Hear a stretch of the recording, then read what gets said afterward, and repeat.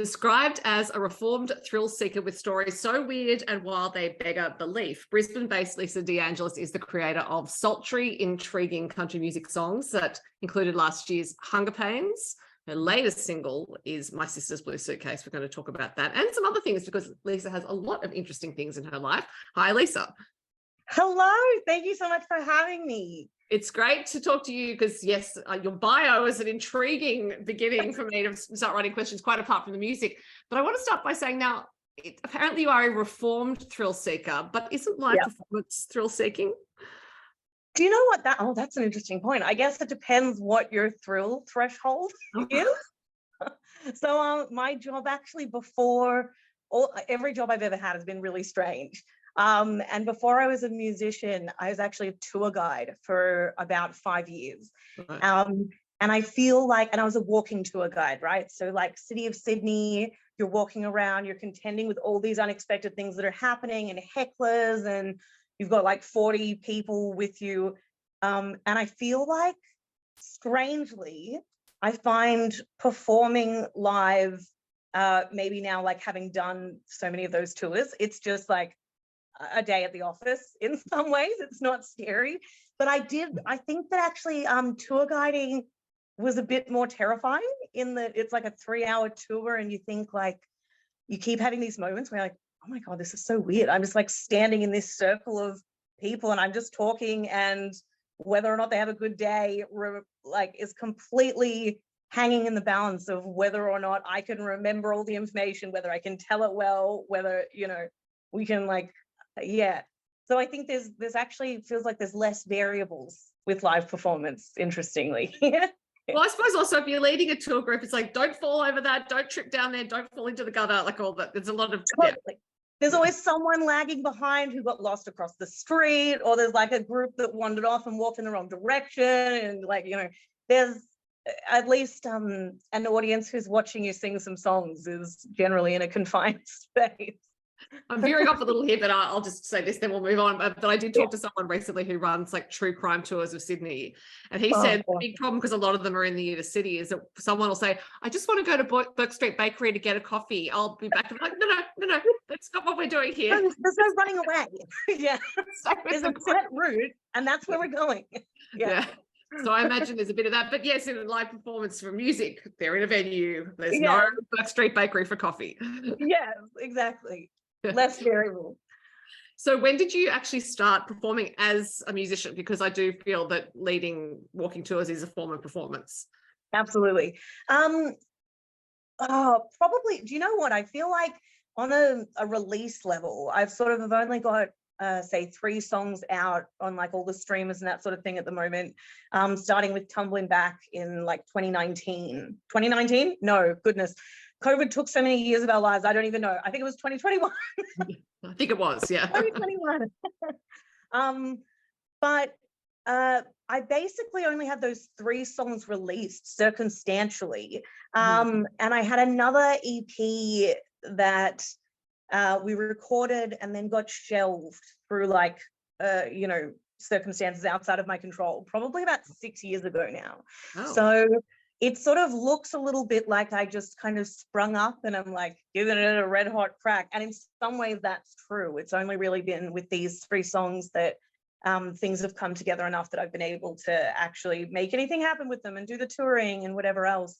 But probably under my own name, probably for about 5 years, 5 or 6 years, but on and off. And before that, I was in punk bands mostly. That's where I started. And then from punk music, it was a small step into folk punk music, which Sydney has quite a big scene for. And then from folk punk is basically Americana music, just sang more aggressively, So it's like a short little jumps along the way. But I've been in bands for probably a decade, and then taking it seriously, recording music for probably, maybe 6 years. And then this part of my career started in 2019 when I went to the Academy of Country Music and that sort of thing. But it's been a bit of a stop and start weird journey for me. Well, yeah, probably takes the path it needs to take, and COVID was a factor as well. But you For said you sure. were in bands from about 10 years ago. Was that as a singer, or were you playing an instrument before you sang? As a singer, almost exclusively. So I started songwriting like almost right away. I just kind of fell into bands because I was already a singer. My first job straight out of high school was like in a doo-wop trio. So I was always a singer. And then I started songwriting, but I really felt like what was missing for me was that I didn't really have anything to say yet. Mm-hmm. I felt like I didn't have a lot of life experience. So you can write a melody or you can write some interesting lyrics, but if there's not sort of any like meat behind that, I feel like, and so once, I'd been writing for a few years, and then I had that EP get shelved. Mm-hmm. And that was kind of the final straw that I was like, that's it. I just need to be able to be self-sufficient. I need to learn how to record. I need to learn to play guitar. And so I did that. I just bought myself a guitar, taught myself to play in about 3 months out of desperation. In I think 2017, and then here we are. But it was that sort of pushed me over the edge, that I was like, I've got to learn to play myself. I have to learn to record myself. Right. So that nothing like this can happen again. Right. Yeah. Necessity is the mother of invention, as the saying goes. So Absolutely. when you left school, you went straight into performing as a musician, as a singer. So I'm guessing through high school, or if not before, you were singing. So at what age did you actually start singing? Did you have any lessons or anything like that? I did. So I started like singing lessons probably around 15. I was not one of those people at all that was like a 3-year-old kid being like, I'm going to be the next superstar. That was not my journey at all. I thought for most of my life that I would become a graphic designer or something, an illustrator, something more in that realm. Until I got a little bit older and I realized that I'm like a bit of a show off and I actually want to be on stage. So I started singing when I was, I think, 15. And I remember just the way that I got into that was basically by just signing myself up to do music as a subject and being like, well, sink or swim, you've already agreed to do 2 years of it. So, and that was sort of my approach the whole way through. I was a very shy child. So a couple of years of music and in high school, and then a couple of years of drama for my HSC at the end of my high school education. And then, I didn't go to uni or anything like that because I just wanted to take a bite out of the world, basically. I went straight from leaving high school into a singing job. And then shortly after that, I started backpacking on my own in different countries. And eventually, kind of made my way back here, but very roundabout. Probably 15 is the short answer. Well, I knew you must have been singing for a while because you posted something on social media recently where you were breaking down the harmonies in My Sister's Blue Suitcase. So I was like, okay, there's a technical awareness going on here. It's a great video. Oh, thank you very much. That's my favorite thing. I always want to hear the vocals isolated, and I thought that maybe other people might like to hear them too. But no, I am a trained singer, I guess. And then that job that I got out of high school, my singing teacher got me the audition for, and then she was kind of like, okay, I'm also on this job and I probably don't have anything to teach you anymore.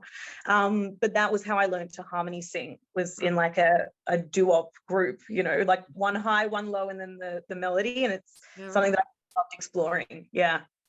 So your sound now, the songs you've released are not like each other lyrically, and they've got distinct musical identities, but you do have a sound that you've developed. So I'm wondering if before you started recording Tumbling Back, which was the first single, you thought about the sound you wanted and actually purposely set out to craft it.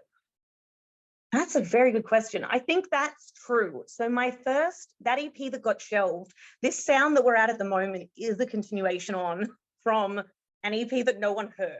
Wow. So I think if you were to hear that EP, it would make a lot of sense that over a few years I've sort of gradually moved in this direction. But it was the same sort of thing as far as a lot of vocal layering, I like really lush kind of orchestral sounds. So, you know, we used a lot of strings on that EP, but say for my sister's blue suitcase, I really wanted a brass section. There was my partner, Paul, and I co-produced these 3 songs and this album that they're a part of. And there was a lot of work, I suppose, before we actually started recording, of me trying to convey what the sound I was thinking of was, and then him filling in the blanks. But it's really been very, I think, really organic. We sort of tend to be on the same page. There really has not been anything so far that we've been like, that is not it. Whereas every other producer I've ever worked with, there's been a lot of me sort of pulling on the reins and then wanting to go in a different direction. And but more than anything, it was that I played him that first EP so he could sort of see where I was coming from. And then I played him a bunch of acoustic tracks, you know, the demos of all of these songs. And then there's, of course, like a playlist that is not necessarily songs that sound similar, but songs that have the same vibe that I wanted, you know. And more than anything, the sonic influence is Western films. So really, we watch a lot of Westerns, we watch a lot of horror films, and that was sort of where the merging of I guess that's where the sound came from, rather than, you know, than any particular influence, which I think is it's been really hard to market, as far as, like, you know, when you pitch to something and they go, who do you sound like? You're like, I don't know, the 310 to Yuma, you know. that was what we were drawing from. Yeah, look, when I don't tend to use comparisons when I'm writing about music or talking about it for this, because I it's a whole thing of trying to say that this, you should listen to this artist because they sound like these other people. No, you should listen to them because they sound like themselves. Yes, because it's different and interesting, and I understand the need to do it. It's, you know, categories are useful and all that sort of stuff, but I was like, no, these artists stand on their own. Don't try to compare them to someone else. And thank you, as an artist. Thank you for saying that and taking that approach. So we appreciate it. Yes. These comparisons are useless, particularly if they're American artists. Anyway, talking about your current single, "My Sister's Blue Suitcase," which is like a family epic saga. Thank you. I'm wondering what the inspiration was for the song. Yeah. Oh, family epic saga is a fantastic. I'm just going to slap that on everything. I get that made on stickers. Like, that's great. Thank you. I love that. Yeah. So it's one of those songs that I wrote in a single sitting, and figuring out, honestly, you know, I think people always ask you what the story behind something was. And for me, a lot of the time when I'm writing something, I don't know what the story is. It's coming from a really, like, primal place, usually quite, in the case of something like My Sister's Blue Suitcase, really unexpected. I didn't know it was in there. I didn't know it wanted to come out. I was just fiddling around with some chords and then just kind of like spewed the whole song out in a single sitting, and then just put my head in my hands and cried and was just like, oh my God, that was really intense, you know.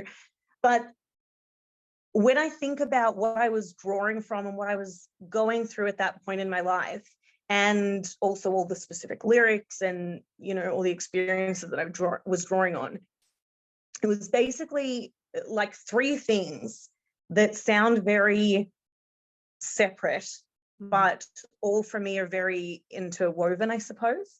So the first one was my parents' divorce when I was a child. I think there's some lines in there that are pretty obviously, you know, broken childhood home sort of situation.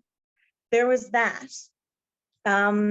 The other thing was my OCD diagnosis, which I probably got about 5 or 6 years ago now. So I spent my whole life living with and struggling against this thing that I didn't even know I was struggling with, basically. And because of that, I'd internalized a lot of feelings of, you know, like blame or shame or what have you, for either being the catalyst for relationships failing, or for not being able to handle things the way that other people did, or whatever else. Now that it's all managed, it turns out I can handle things just fine, but I didn't know that for many years. And then the third thing is that this sort of, I've come to think of it as this, as like a generational curse, I suppose, that has struck down all of the women on my mother's side of my family throughout their lives, which is basically depressive disorders more than anything, or anxiety disorders or whatever else. But there is definitely a very clear genetic link that kind of runs through all of us. And those three things, I suppose, because they're all kind of family related, they all make up so much of my story as a person, so much of why I react to things the way I do, or why I've moved through the world the way that I have, or whatever else. Those three things, I think, are all really integral parts. So they sound like very distinct things, but to me, they're all kind of like one knotty ball of clay. Well, that was a weird mixed metaphor. I don't know, but you know. I know what you mean. But yeah, so I think that's what it was for me, was an evening, I think like a night in the middle of the night of just feeling really overwhelmed by, you know, the traumas that we carry that don't necessarily even belong to us, and how far back do they go, and, you know, the loneliness that can cause, even though you're one in a generation, you know. Yeah. There are a couple of lines in the song.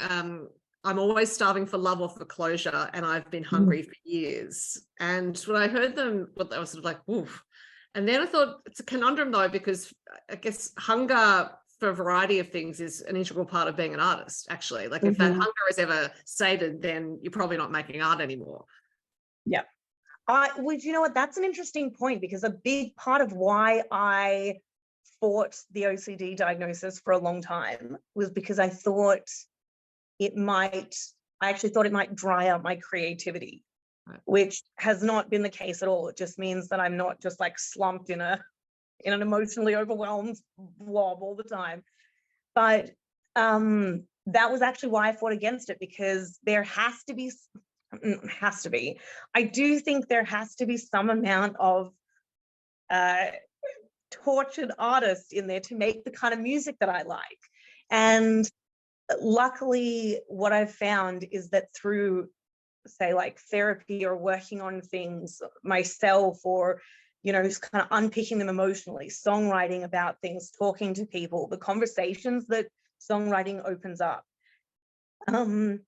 Even though I get to different points of like closure or resolution or understanding or whatever else, the well doesn't dry up, even though I'm not struggling with it the same way that I was anymore. So that's a relief. Yeah. They're great lines though, part of a great song, so I do recommend it. Now, an interesting point I wanted to mention, because it's in your bio, is that you are the daughter of a psychic medium. Yes. And I imagine this might have influenced your understanding of what's possible in the world, and therefore perhaps influenced you as an artist, because I'm friends with a psychic medium and I know that they see the world in a particular way. In fact, that it's many dimensions of time at once, for lack of a better word. Yeah. Yes. That also, that everything happening concurrently, like everything happening everywhere all the time at the same time, is absolutely something I subscribe to. My so my dad's a psychic medium. He started like developing his abilities, I suppose, when I was a small child. So it's been really around for most of my life. And my mom is this incredibly just like vivacious, go-getting kind of person who just believes wholeheartedly in her family, you know, me, my sister, my dad, when they were together. And so she really took the reins on, I guess, making his career happen in a lot of ways, you know, finding opportunities for him to go and do things. And they were really like this this real like force, I suppose, to be reckoned with in that community. So I was raised with the benefit, I suppose, of having my parents who were already really open-minded, interesting people. And then also all these really incredible experiences and interactions with really interesting people that I don't think I would have gotten otherwise. Yeah. And then on the other hand, I also went to Catholic schools, and it really was Okay. And it was always this kind of weird thing for me where like my parents were doing really well. And then I also felt like, especially as a child, you feel like, this is not the place to talk about this. But Yeah. then the lines for me also got really blurred, which has been an interesting thing for me to sort of unpick as I get older, realizing that once I kind of got into adulthood, that I tended to want to keep things to myself because I felt like I didn't really know when the time to say things was, or Mhm. and I think a lot of being so open and I guess so vulnerable in songwriting when it's appropriate and in interviews and whatnot when it comes up, started originally a few years ago as a means of like sorting that out for myself, being like, no, I'm like taking control of what I say and when, and it's fine, But I got very lucky. I think I had a very lucky childhood. I feel I'm, as a person, very optimistic and upbeat, and I feel like everything is possible, and there's just magic out there just waiting to happen, and we can just grab it, friends. There's definitely a lot of that in me. Yeah. It's great. Yeah. It's that's a wonderful way to approach each day, I feel. Yeah. Thank you.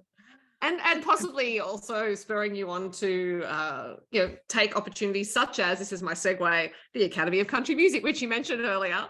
Yes. Because Academy is not I've interviewed a few people who've gone there, but not that many people actually go there. It's you have to apply to get in. It's not like you can just say I want to go. So when you went there, did you have any expectations of what it would be like? I didn't know what it was. Right. To be totally honest. So this was that, and I don't say that in like a high and mighty way at all. I mean, like, it was my very first entry into country music, as opposed to just making the music that I'm still making now, but making it by myself without a community in Sydney and not knowing how to turn that into anything. But so, I mentioned that I had my EP shelf. I was really cranky. Obviously, cranky doesn't cover it. I was like devastated and furious. And I decided that I had to learn to play guitar. I was like, this is how I'm going to do it. I'm going to take control of my destiny. And so I started learning to play guitar. I started booking shows within a few months so that I had no choice but to learn, so I couldn't back out of it. And then once I could play guitar, I wrote a couple of songs on guitar, and it was the first instrument I'd really fallen in love with. I tried to play others and not really been into it. And then I was like, okay, great. So I have some songs. I think they might be country songs, old country songs. What now? And I guess linking back to that thing about coming from like a spiritualist family, I'm always really aware of what I always ask for is like illuminated next steps, make it so obvious to me where I'm meant to go next that I can't miss it. And I was just on Instagram scrolling around, and I saw a paid ad for Academy come up on the screen, and it said, find your tribe or something. And I'd been crying earlier that day about how I didn't know how to do anything further because I was just on my own. I didn't know anyone in the same community. I was like, my tribe, that's what I need. So I applied, and I submitted some of the songs, I think maybe one of the songs that I'd written. And Roger Corbett contacted me, I think the next day, and was like, we'd love to have you. So it was amazing. Oh, wow. And I went there though, and I think they were all so overwhelmed because I just went in bounded in like a Labrador, just like ready to, oh my God, there's, so much happening. And there's all these people and I'm so excited. We're all going to be best friends. And they're all, really like quiet, dignified country folks. So I think we're all like, but, we all got there in the end. And I actually had just the most incredible experience. It was really transformative. It introduced me to a whole bunch of, people who I've worked with in different capacities since, taught me a lot about, what you need to do next. And, and one of the really big things that came out of it, probably the biggest thing for me, was that Hayley Marsden was working there the only year actually that she worked there was the year that I was at Academy, and she was there doing their social media stuff. And we met and got along. just in passing. And then she sent me a message after the final concert saying, you know, I really love that song that you did. I just think it's amazing. And then invited me to come and open for her Tamworth show the year she was nominated for a golden guitar. And it was through doing that show then that the bass player on her gig and I met, and he was like, this girl's really going to be like a great fit for my best friend. And he, without my knowledge, ended up setting me up with Paul Bain, who is now my long-term partner. We've been together for 3 years, and that was how it started, because of, you know, illuminated next steps, right? Yeah, right. Yeah. That is a great story.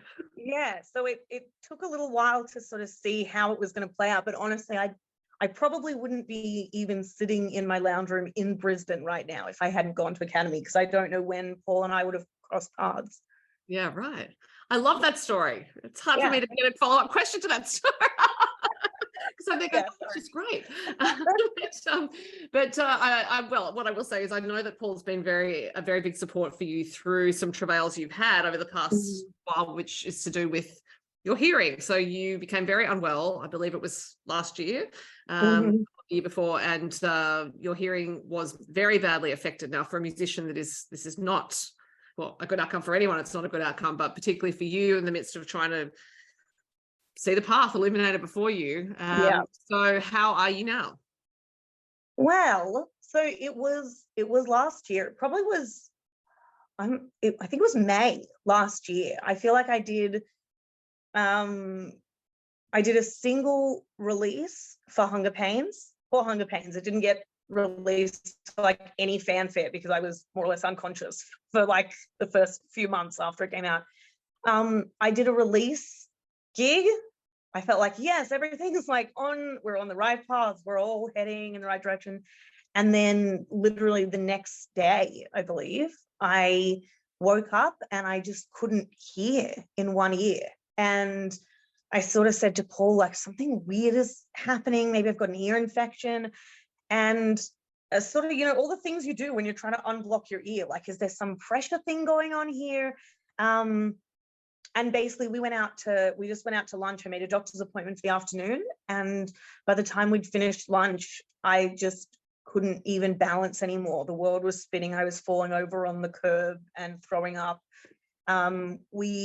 He quickly rushed me to emergency.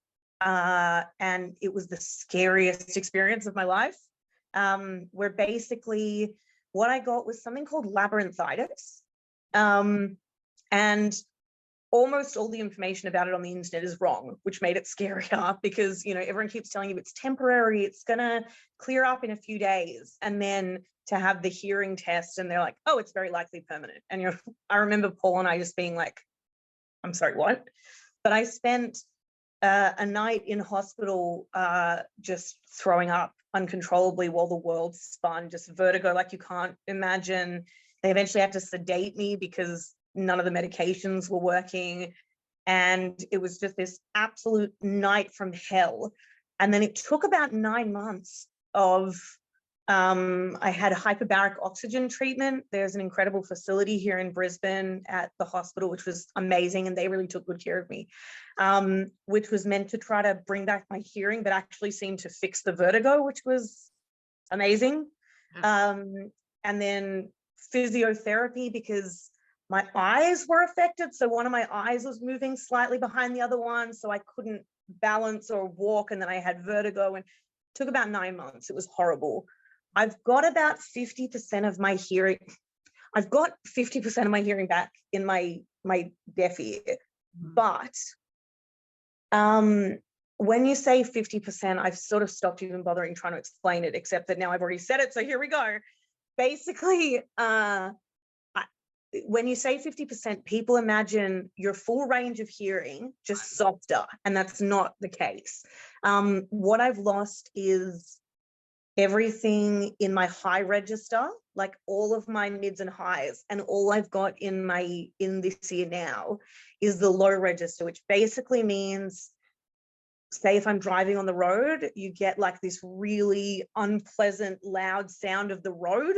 Or if people are talking to you, then you can't really make out what they're saying because all the high part is cut out. very strange. Everything else has basically come good. I still notice that I have moments of, like, little moments of vertigo, but apparently even like recovering anywhere near as much as I did, I'm like a medical miracle. You know, they kind of kept telling me like that none of my hearing would come back at all, and not to sort of hope for anything or get too excited or whatever else. And there are people who labyrinthitis becomes permanent for, and those vertigo bouts just forever, you know, which is just brutal. So yeah, very strange illness. And very disconcerting, I would imagine, and for you still to have that level of sound, yeah, the different resonances that are not matching what's happening in the other ear.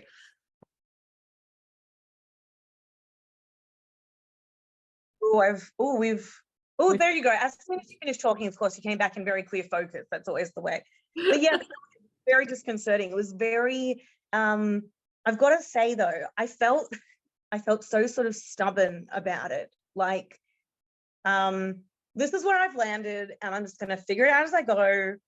But specifically, I am not stopping doing music. If you think that I just spent all this time and money and emotional expenditure on like chasing my dream, I've managed to release 2 singles and now I go deaf in 1 year, I don't think so. So it was a process. My day job is cover gigs. So I think I started gigging again within a few weeks and just sort of like sitting on a chair and trying to be like, oh, it's fine, this is all right. And, you know, Paul had to come to some of my gigs to start with and help me feel confident that I was getting the volumes right. And eventually I just started using in-ear monitors in, you know, my right ear and then kind of a little bit over my left so I can figure out what's going on. And that's made a world of difference. And now I don't really notice anymore, which is, yeah, weird. It was shocking and horrifying when it happened, but it's, you know, you carry on.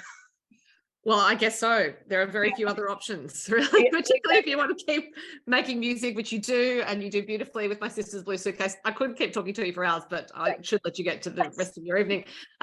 Lisa, it's been such a treat to talk to you, and My Sister's Blue Suitcase is out now. People can go and listen to it. And you mentioned an album, so obviously that will be en route at some point.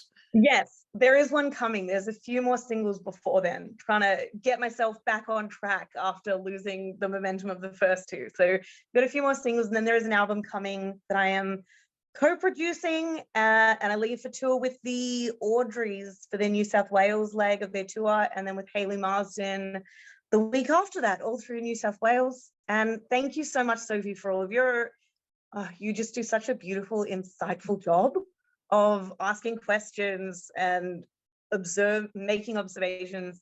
Big fan. Thank you very much. Thank you. It was great to talk to you. Bye. Thank you.